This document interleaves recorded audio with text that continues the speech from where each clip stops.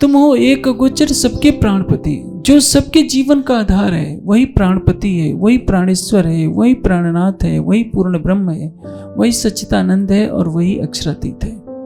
लेकिन उस अक्षरातीत का ज्ञान हो तब तो।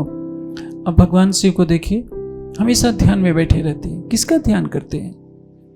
यदि वही परमात्मा है तो परमात्मा क्या परमात्मा का ध्यान करेगा? इसका आशय क्या है?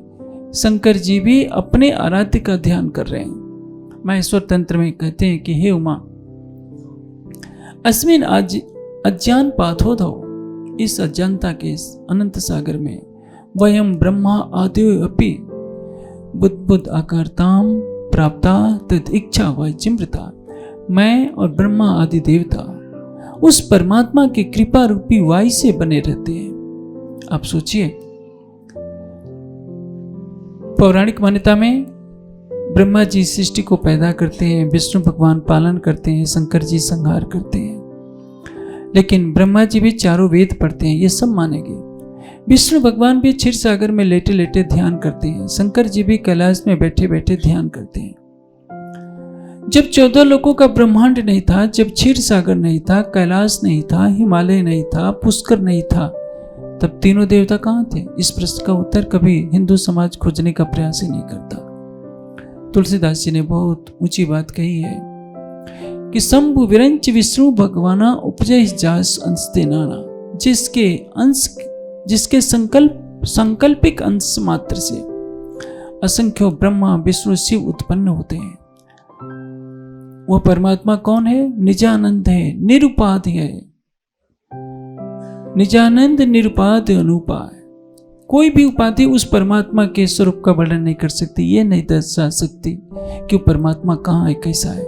यह संसार तो निद्रा में है। चल्यो जुग जाए रे सुध बिना सुध बिना सुध बिना। यह संसार क्या है?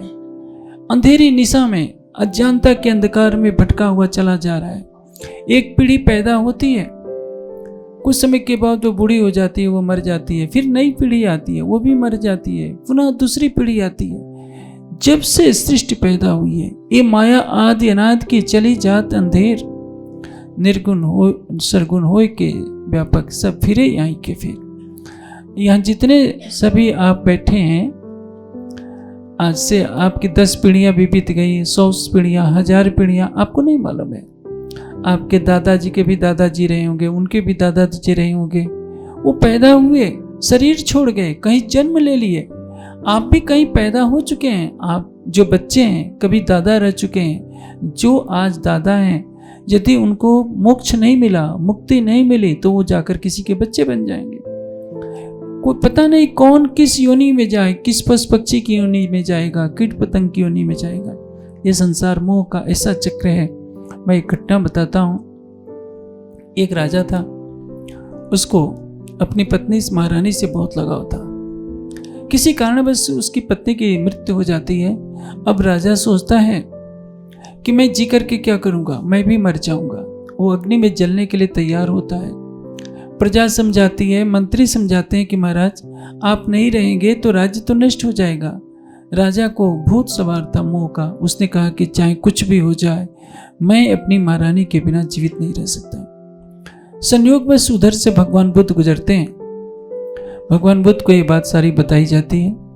बुद्ध जी कहते हैं कि अच्छा मैं इसका उपाय करता हूँ। बुद्ध भगवान ने भी बहुत समझाया राजा को, लेकिन राजा ने हट पकड़ लिया था कि मैं अपनी रानी के बिना जी ही नहीं सकता। अंत तो गत्वा हुई होता है।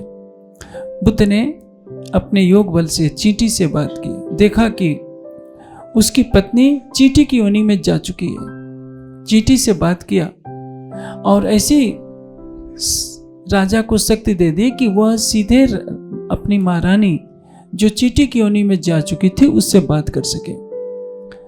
जब चींटी ने से राजा की बात हुई, राजा ने कहा कि मैं तुम्हारे बिना जी नहीं सकता। चींटी कहती है कि तुम जियो या मरो मैं कुछ नहीं जानती, मेरा तो नया परिवार है, मैं अपने परिवार में रह रही हूँ, मैं तुम्हारे लिए क्यों मरूं, तुम मरना मर सकते हो। यही मोह का धरातल है।